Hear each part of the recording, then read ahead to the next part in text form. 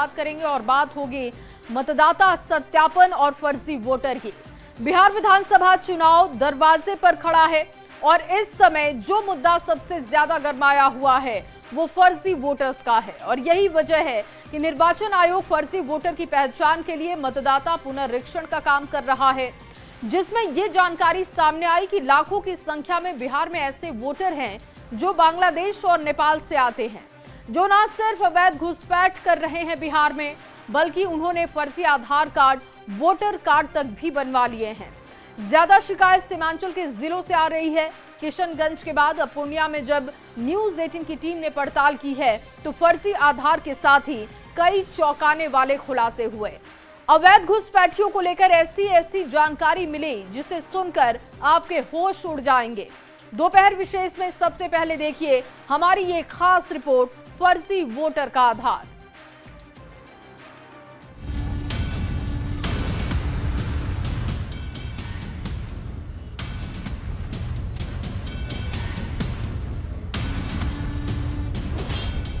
सीमांचल में फर्जी वोटरों का खुलासा, लाखों की संख्या में अवैध घुसपैठियों की आशंका। फर्जी वोटर नहीं बता पा रहे अपने पूर्वजों के नाम।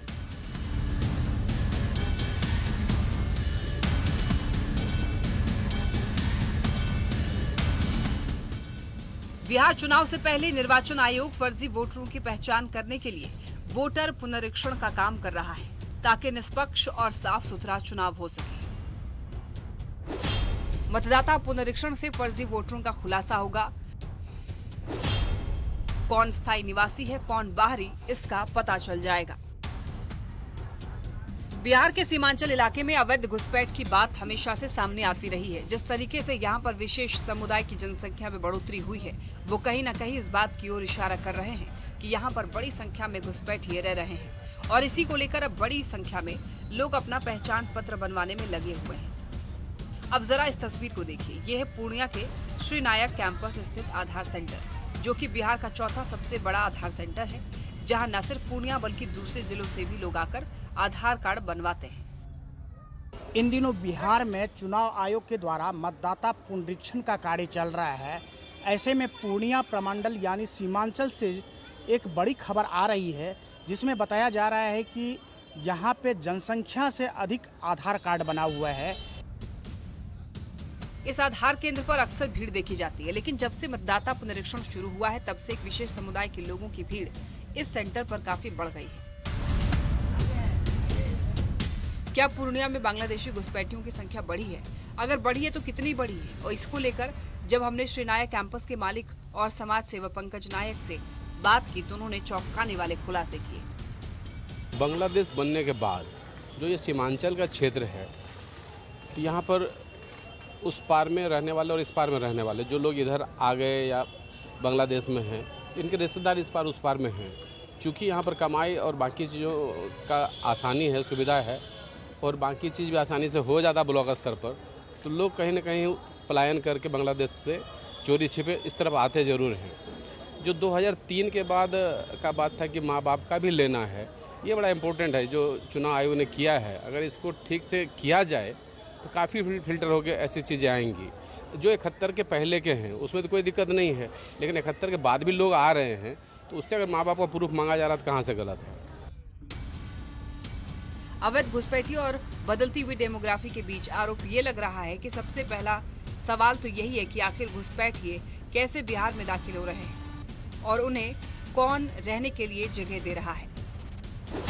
कैसे इन लोगों ने फर्जी पहचान पत्र बनवा लिए, कौन घुसपैठियों के फर्जी दस्तावेज बना रहा है।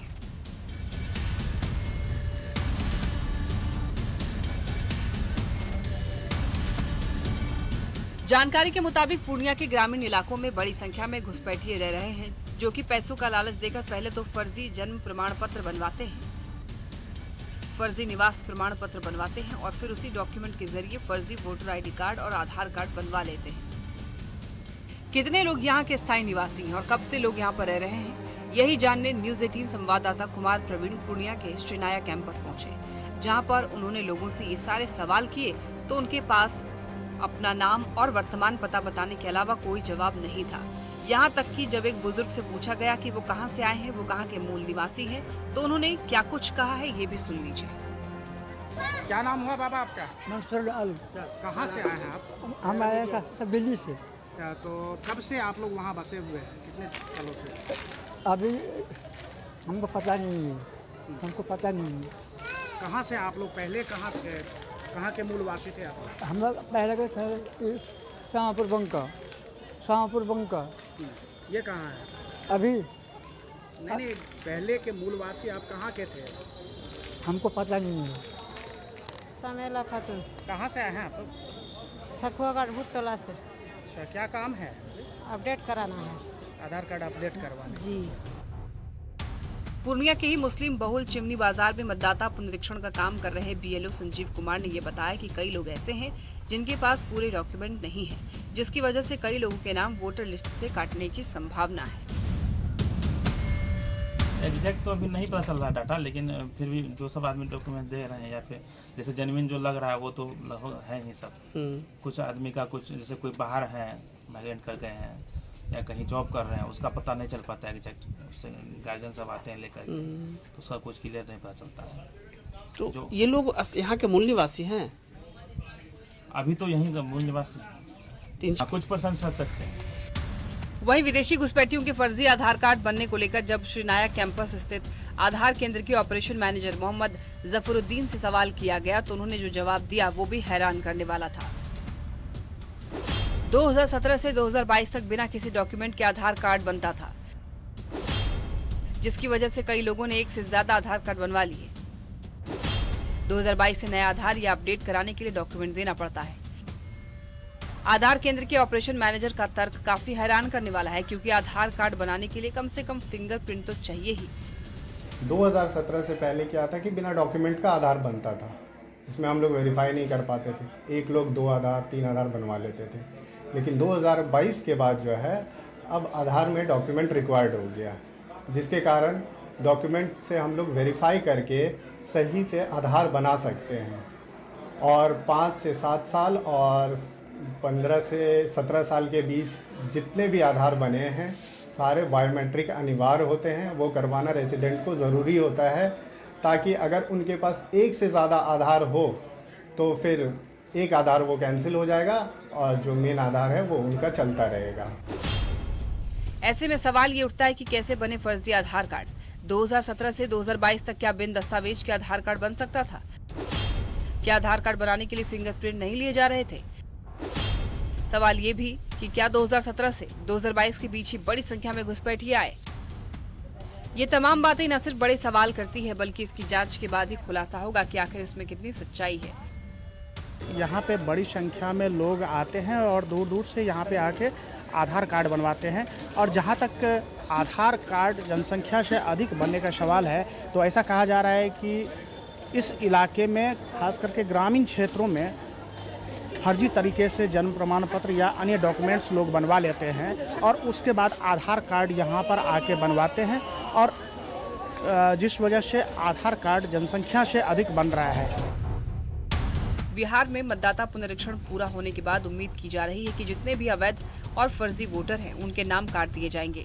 अवैध रूप से रह रहे घुसपैठियों की संख्या कितनी है ये भी सामने आ जाएगा। लेकिन सीमांचल में फर्जी वोटर और अवैध घुसपैठियों को लेकर जिस तरह से जानकारी सामने आ रही है, वो न सिर्फ बिहार के लिए बल्कि लोकतंत्र के चुनावी प्रक्रिया पर भी प्रभाव डाल सकता है, जिसे समय पर रोके जाने की जरूरत है।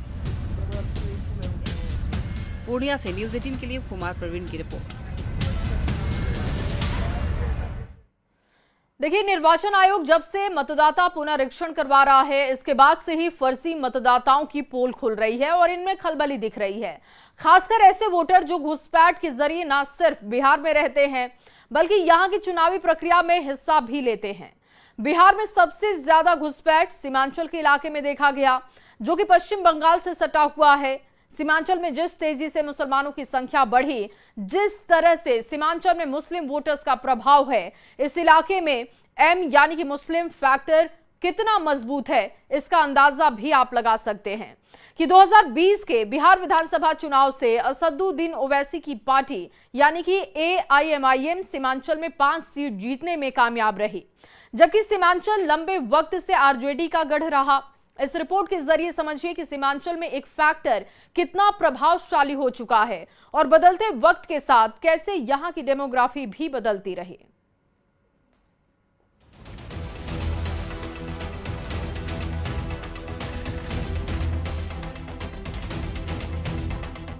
बिहार में विधानसभा चुनाव से पहले निर्वाचन आयोग एसआईआर के जरिए उन वोटरों की पहचान करने की कोशिश कर रहा है जो अवैध तरीके से न सिर्फ बिहार में रह रहे हैं बल्कि भारतीय लोकतंत्र की चुनावी प्रक्रिया में हिस्सा लेकर उसे प्रभावित भी कर रहे हैं। ऐसे में एक जो सबके जहन में आ रहा है कि आखिर चुनाव से पहले निर्वाचन आयोग एसआईआर क्यों करवा रहा है, तो जरा वो भी जान लीजिए। स्वतंत्र और निष्पक्ष चुनाव के लिए किसी भी चुनाव से पहले मतदाता सूची को अपडेट किया जाता है, जो कि एक सामान्य प्रक्रिया है। चुनाव आयोग के मुताबिक 1 जुलाई 1987 से पहले पैदा हुए नागरिकों जो 2003 की मतदाता सूची में नहीं थे, उन्हें अपनी जन्मतिथि और जन्मस्थान का सबूत देना होगा। जो लोग 1 जुलाई 1987 से लेकर 2 दिसंबर 2004 के बीच पैदा हुए हैं, उन्हें अपनी जन्मतिथि और जन्मस्थान और अपने माता पिता में से किसी एक की जन्मतिथि और जन्मस्थान का सबूत देना होगा। इसके अलावा 2 दिसंबर 2004 के बाद पैदा हुए नागरिकों को अपनी जन्मतिथि और जन्मस्थान और अपने माता पिता दोनों की ही जन्मतिथि और जन्मस्थान का सबूत देना होगा। बस इन्हीं सबूतों की मांग को लेकर सारा विवाद खड़ा हो गया है कि इतनी जल्दी ये सबूत कहां से लेकर आए। खासकर विपक्ष इसे लेकर सवाल खड़े कर रहा है। ऐसे में निर्वाचन आयोग ने तर्क दिया है कि आयोग के मुताबिक 2003 के बाद बीते 22 साल में तेजी से शहरीकरण हुआ है, यानी गांव से लोग शहरों में गए हैं। प्रवास काफी तेज हुआ है। बिहार के लोग दूसरे राज्यों में गए हैं, दूसरे राज्यों के लोग बिहार आए हैं। कई नागरिक 18 साल पूरा करने के बाद नए मतदाता बने हैं। कई मतदाताओं की मृत्यु की जानकारी अपडेट नहीं हुई है। सबसे अहम ये है कि मतदाता सूची में दूसरे देशों से आए अवैध अप्रवासियों को भी अलग किया जाना जरूरी है। कटिहार जिले में मतदाता गहन पुनरीक्षण कार्य संतोषजनक होने की दावा किया जा रहा है और जिले के तमाम वरीय पदाधिकारी इस कार्य को लेकर नज़र बनाए हुए हैं ताकि जो आंकड़ा है उसमें रोजाना सुधार हो और ये जो एक टारगेट दिया गया है उसको बेहतर ढंग से संपन्न किया जा सके। चुनाव से पहले एसआईआर कराने का मकसद साफ है कि चुनाव को निष्पक्ष और स्वतंत्र तरीके से करवाया जा सके, ताकि फर्जी वोटर लिस्ट से बाहर हो जाए, फर्जी आधार कार्ड के आधार पर रह रहे लोगों की पहचान हो सके, चुनाव की प्रक्रिया में बाहरी लोग शामिल न हो, मतदान के नाम पर अवैध और फर्जी वोटिंग को रोका जा सके। चुनाव आयोग का मकसद सिर्फ फर्जी वोटरों की पहचान करना है, क्योंकि कई बार ये सवाल उठे हैं कि बिहार में खासकर सीमांचल के इलाके में घुसपैठियों की संख्या बढ़ी है, जिससे यहाँ पर मुस्लिम आबादी तेजी से बढ़ी है, जो कि चुनावी प्रक्रिया को प्रभावित करते हैं। अब ये समझना जरूरी है कि एसआईआर से किसे दिक्कत होगी। एसआईआर से फर्जी वोटरों को दिक्कत होगी, अवैध घुसपैठ कर आए लोगों की पहचान होगी, अवैध बांग्लादेशी रोहिंग्या लोगों की पहचान होगी।